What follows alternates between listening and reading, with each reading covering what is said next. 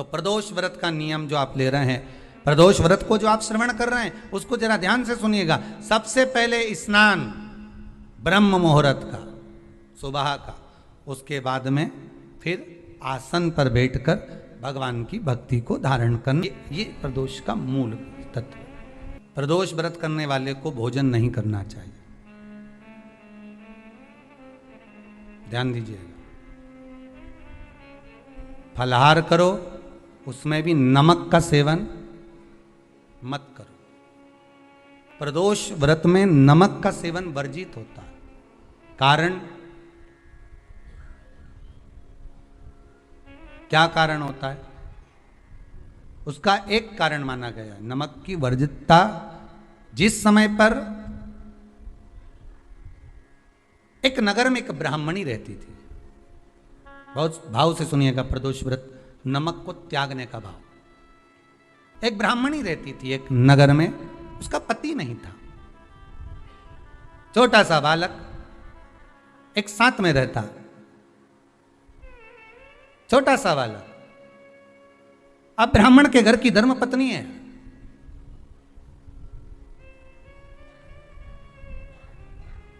ब्राह्मण कर्मकांड करने वाला, पूजन करने वाला, पाठ करने वाला, अनुष्ठान करने वाला, पूजन करने वाला, मंत्र जाप करने वाला, भगवत भक्ति में डूबने वाला। ब्राह्मण तो चले गया, ब्राह्मणी बच्चे के साथ रह रही, क्या करे? वो अकेली निवास कर रही है, अकेली रह रही है। और ब्राह्मणी बच्चे के साथ भ्रमण करती रहती, घूमती, कहीं कहीं दर दर जाकर कुछ भिक्षा को मांग कर लेकर आ जाती। और भिक्षा लाने के बाद में उस भिक्षा को जब लेकर आती तो अपने बच्चे को भी खिलाती और स्वयं भी उसका पान करती। एक दिन ब्राह्मणी भ्रमण करते करते प्रदोष काल के समय पर शिव मंदिर में प्रवेश करी। प्रदोष काल के समय पर, और शंकर मंदिर में जब प्रवेश करा, प्रदोष काल किसको कहते हैं? सूर्य अस्त हो रहा हो, रात्रि प्रवेश कर रही हो, दोनों का जब मिलन हो रहा हो वो प्रदोष काल कहलाता है। दोनों का जब मिलन हो रहा, सूर्यास्त हो रहा हो, रात्रि अपना चरण बढ़ाने के लिए आगे बढ़ रही हो, और दोनों का जब मिलन हो रहा है, वो प्रदोष काल है, वो प्रदोष का समय है। ब्राह्मणी मंदिर में प्रवेश कर रही, जब ब्राह्मणी मंदिर में प्रवेश करी, मंदिर के अंदर पहुंची, प्रदोष काल का समय था, प्रदोष का समय चल रहा था। और प्रदोष काल के उस समय में, प्रदोष काल के उस समय में जब ब्राह्मणी ने देखा कि कोई भगवान की भक्ति में लगा हुआ है, भगवान के रस तत्व में डूबा हुआ है। आज ब्राह्मणी के पास में कुछ पदार्थ नहीं है, अपने बच्चे का पेट भरने के लिए कोई सामग्री नहीं है, और कुछ आस लेके वो प्रवेश करिए, कुछ आस लेकर वो अंदर प्रवेश कर जाती है। कोई ऋषि की पत्नी, कोई ब्राह्मण जन की अर्धांगिनी उस प्रदोष के समय पर शंकर का अभिषेक पूजन कर रही थी, भगवान शिव की आराधना कर रही थी, भगवान की भक्ति में डूबी हुई थी, कुछ पाने के लिए चली गई। ये कुछ पाने के, और इसके मन में आया कि मैं कुछ, मुझे भोजन का कोई पदार्थ मिल जावे, मुझे कुछ भोजन मिल जावे, और जब मुझे भोजन मिल जाएगा तब मैं जो पाऊंगी अपने बच्चे को भी पाऊंगी। पर जिस मंदिर में वो प्रवेश करी थी, जहां पर नारी पूजन कर रही थी शंकर की प्रदोष काल में, वहां पर पड़ी हुई कुछ वस्तु को इस ब्राह्मणी ने मांग लिया।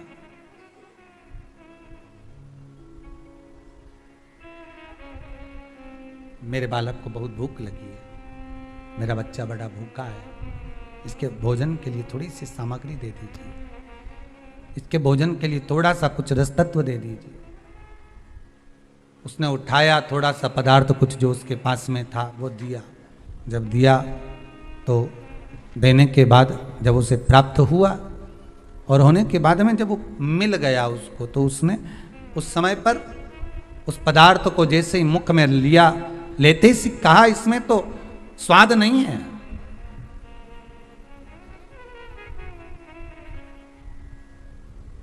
इसमें स्वाद नहीं है।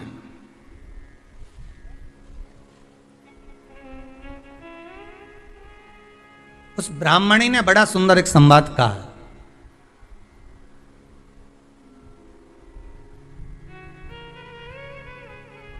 घर का जो बड़ा होता है ना, घर का जो भयो होता है, घर का बुजुर्ग जो होता है, घर का जो प्रथम स्थल प्राप्त करने वाला, मेन कुर्सी पर, अच्छी जगह पर जो बैठने वाला होता है ना, ब्राह्मणी कहती है वो कभी किसी वस्तु में ऐब नहीं देखता, मिनक नहीं निकालता। जब समाज के अन्नकूट होते हैं, समाज के जब अन्नकूट होते हैं महाराज, समाज के जब अन्नकूट होते हैं, बड़ी बड़ी समाजों में जब कार्तिक महीने में अन्नकूट महोत्सव होते हैं, बहुत सारा प्रसाद बनता है। जो बुजुर्ग होते हैं ना, बड़े समझदार लोग होते हैं ना, तो अन्नकूट की जब प्रसाद खाने बैठते हैं ना, उसमें नमक नहीं भी होता ना, तो नहीं बोलते कि इसमें नमक नहीं है। पर जो हमने डोनेशन दिया है, जब तुम आए थे समाज वाले, तो हमने 1000 का लिफाफा दिया, 500 का लिफाफा दिया, 2000 का लिफाफा दिया, और भोजन ऐसा बनवाया। एक व्यक्ति वो जो खाकर चुपचाप चले गया, और एक व्यक्ति वो जिसने प्रसाद पर उंगली उठाई। इन दोनों को अन्नकूट की तारीख पे इनका नाम लिख लो, और अगला अन्नकूट आए तब दोनों की दशा देखना। एक जो चुपचाप खाकर चले गया, भगवान के प्रसाद को प्रसाद मानकर, प्रभु का दर्शन मानकर लेकर चले गया, वो उन्नति की सीढ़ी पर चढ़ता चले गया, और जो मिनक निकालता रहा वो साल भर खटर पटर की जिंदगी जीता रहा। भगवान के प्रसाद में कभी भी ध्यान रखिएगा, भगवान के प्रसाद के अंतर्गत स्वाद की कोई मूलता नहीं होती। भगवान का प्रसाद स्वयं स्वाद है। भगवान के प्रसाद में नमक नहीं देखना, मिर्ची नहीं देखना, भगवान के प्रसाद में शक्कर नहीं देखना, भगवान के प्रसाद में कुछ ये नहीं देखना कि कितना माल डला, कितना घी, कितना बादाम, कितना काजू, कितना इलायची डला। हाँ, यहां तक शास्त्र कहता है कि भगवान का प्रसाद अगर बन रहा है तो उसकी सुगंध भी नहीं ली जाती है महाराज। यहां तक शास्त्र कहता है। जब तक भगवान उसको पानी ले तब तक उसका सुगंध भी नहीं ली जाती। और कई कई जगह तो भगवान को प्रसाद अगर सूखा सामान हाथ में आ गया, इलायची कैसी है, मंदिर के अंदर जाने वाली है भगवान को डलने के लिए, लाओ यार किसकी दुकान से आई इलायची बताओ, इलायची तो 25 बार सूंघा, हाँ हाँ अच्छी है, अब सूंघ लिया तो भगवान इसको स्वीकार करेगा क्या? अरे जम के तो बोलो। एक फूल तुमने बगीचे से तोड़ा और सोचा इसमें पहले मैं सूंघ लेती हूँ, इसमें स्वाद है कि नहीं, इस फूल में गंध है कि नहीं, इसमें सुगंध है कि नहीं, और फूल सूंघ लिया, उसके बाद तुम भगवान को देखो, भगवान स्वीकार करेगा? नहीं, भगवान स्वीकार नहीं कर सकता। धनिया पाउडर आया सब्जी में डालने के लिए, कैसी गंध है, सूंघ लिया, अब तुम डाल दिया, उसका कोई स्वाद नहीं है, उसका कोई महत्व नहीं, भगवान उसको स्वीकार नहीं कर सकता, भगवान उसको स्वीकारेगा नहीं। महाराज ब्राह्मणी ने जैसी मुख में लिया थूक दिया, ये श्रेष्ठ नहीं है। जो ऋषि की पत्नी अंदर पूजन कर रही थी प्रदोष काल, उसने कह दिया, आपका चेहरा बता रहा है कि आप ब्राह्मण की धर्म पत्नी हो, पर आज आप दर दर जाकर अगर भिक्षा मांग रही हो, दर दर जाकर अगर भीख मांग रही हो, दर दर जाकर भिक्षा को मांग रही हो, तो इसमें आपके पति का दोष नहीं है, दोष आपका है, क्योंकि आप भगवान के प्रसाद में भी जो स्वाद देखी थी ना, ये आपका एक जन्म का नहीं है, ये ना जाने कितने जन्म का है। ब्राह्मणी के मस्तिष्क में बैठ गया, वो कहा ना, वो बक्कल में नहीं अक्कल में बैठ गया कि ये स्वाद नहीं देखना। इसलिए प्रदोष व्रत के अंतर्गत ब्राह्मणी ने उस दिन से विचार कर लिया कि जैसे आप पूजन कर रही हो, जैसे आप अर्चना कर रही हो, जैसे आप आराधना कर रही हो, ऐसी आराधना, ऐसी पूजन, ऐसी भक्ति मैं भी करूंगी, ऐसी आराधना मैं भी करूंगी। अब मैं स्वाद नहीं देखूंगी। तो प्रदोष व्रत करने वाले को ध्यान रखना चाहिए कि नमक का सेवन ना करे, नमक को ना पाए। भोजन ना करें, फलाहार करिए, फल का आहार करिए, प्रयास करिए। और यदि आपने व्रत का ले लिया भोजन का कि हम तो एक टाइम फलाहार करेंगे, एक टाइम भोजन करेंगे, ऐसा भी कई लोग प्रदोष ले लेते हैं, तो वो बात आपकी है, आप तक रखो, ठीक है, अपने मन तक। ठीक है, बाबा आपकी मनोकामना पूर्ण करे, वो भी भाव रखे। बहुत बड़ा दुख आए, छोटे से रूप में निकल जाए तो समझ लेना शंकर ने कृपा कर दी। बहुत दिन से काम नहीं हो रहा था, काम तुरंत हो गया, समझ लेना शिव ने कृपा कर दी। प्रदोष काल में जाकर भगवान शंकर की आराधना कर, शिव मंदिर में जाकर अर्चना कर, प्रदोष काल में जाकर शंकर को नमन कर। अगर प्रदोष का व्रत नहीं भी करता तो प्रदोष काल में जाकर शंकर के मंदिर में एक घृत का घी का दिया लगा दे। आपको पहले भी कहा है, तुम्हारी भगवान से अगर बेर है, भगवान के मंदिर नहीं भी जाना चाहते तो भगवान की चौखट पे ही दिया लगा दो, पर लगाओ। शाम के समय पर प्रदोष काल में बेलपत्री के पेड़ के नीचे, चाहे शंकर के मंदिर के दरवाजे पर या शिव मंदिर में, अगर आप प्रदोष के दिन दिया लगाते हो, सोमवार के दिन दिया लगाते हो, तो ऐसा कोई व्यक्ति नहीं जिसको मेरे देव अधिदेव महादेव मेरा विश्वनाथ भंडार नहीं भरता हो, खाली नहीं छोड़ेगा, दे देगा, भंडार भर देगा। कमी तो नहीं रख सकता, ये पक्का। पर तुम करना ही नहीं चाह, 2-4 सोमवार करो और उसके बाद कह दो महाराज जी हमने तो करा था, हमको तो मिला ही नहीं। 2-1 प्रदोष करा तुमने, अरे 1 साल करो, सारे दर बदर भी तो अपन ठोकर खा कर आए, इतना साल निकाला अपन ने, और 6 महीना 3 महीना 4 महीना भगवान से निवेदन तो करो, दिल से कहो तो सरी, नी भंडार भरे तो बात दूसरी, एक बार बोलो तो। पर जगत के लोगों के सामने जाकर मत कहना, कहना तो देव अधिदेव महादेव से कह। प्रदोष व्रत करने वाले को प्रदोष के दिन प्रयास करना चाहिए कि रात्रि के समय पर आधा घंटा, 10 मिनट, 20 मिनट जागरण करे। जागरण मतलब थोड़ा भगवान का भजन कर ले। भले 4-5 माताएं इकट्ठी नहीं हो तो अपन अकेले ही कर लो, अपन अकेले कम है क्या भाई, अपन कम पड़े, आराधना अकेले भी करो, जागरण करो। जब आपकी 11 प्रदोष हो जाए, 26 प्रदोष हो जाए, तब उद्यापन करो।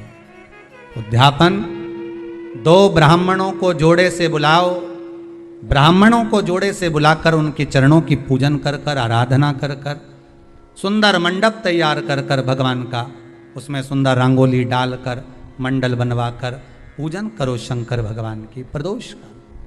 एक दिन पहले गणेश की आराधना करो, पूजन करो, और प्रदोष वाले दिन जो मंडल बनाए हैं पूजन अर्चना करने के लिए, जो स्थान दिया है उसकी आराधना करो।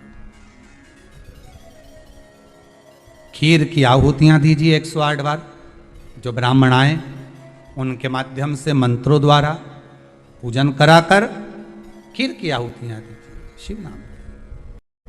महाराज फिर ब्राह्मणों को जोड़े से भोजन कराकर, चरणों को नमन कर कर, दक्षिणा प्रदान कर कर, निवेदन कर कर ब्राह्मणों से कहें, हे ब्राह्मण देवता, आप हमें आशीर्वाद प्रदान करें कि जिस प्रदोष का हमने व्रत किया है उस व्रत का पुण्य फल हमें प्राप्त हो।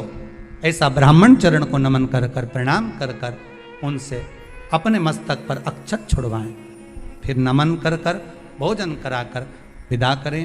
शाम को भगवान का जागरण करें।